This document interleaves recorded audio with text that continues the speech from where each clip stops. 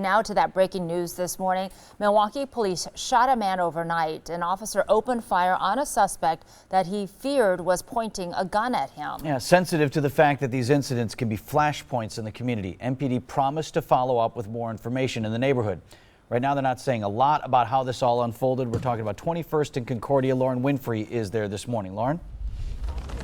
Good morning, Susan and Vince. The scene was cleared at about 4:30 this morning, but we do know this incident happened right in this area of 21st and Concordia. At about 3 this morning, Milwaukee Assistant Chief Michael Brunson, he had a brief update for us, and I want to walk you through what he explained. So we're told officers got a shot spotter alert at about 12:35 near 21st and Concordia and found a man in a yard with some kind of object. The man ran away. Officers chased after him and told him to drop what was in his hand. Police say the man then pointed whatever that was at the officers, and they shot him. The suspect is in stable condition and is expected to recover. A gun was recovered at the scene, but no officers were injured. This comes just a day after the 3-year anniversary of the unrest in Sherman Park.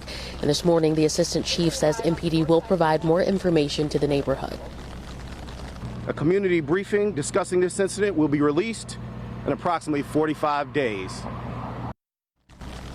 And so here's what we know about the officer involved. He's 31 years old. He has 13 years on the force, and he'll be put on administrative duty. And that's standard procedure when a shooting like this happens. So we'll be in the neighborhood, of course, collecting more information and also trying to speak with neighbors. We also reached out to MPD about that community briefing. We're trying to get a better idea of what that looks like.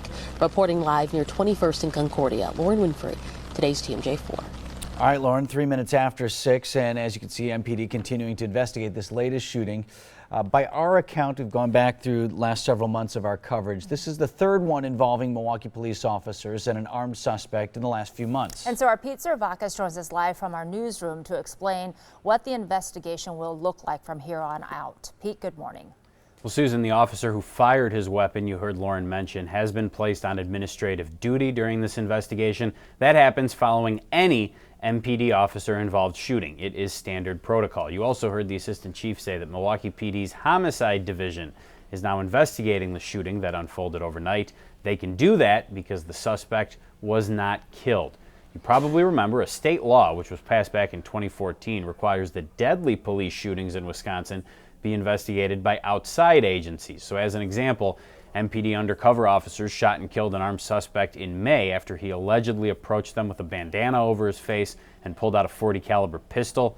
Because 34-year-old suspect Cesar Sarmiento Molina was killed in that shooting, the Waukesha Police Department is the agency investigating it.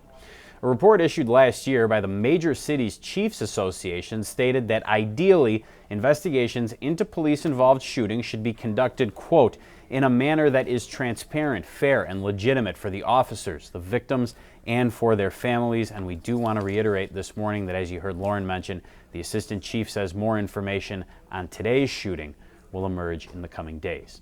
Pete Servakis, today's TMJ4.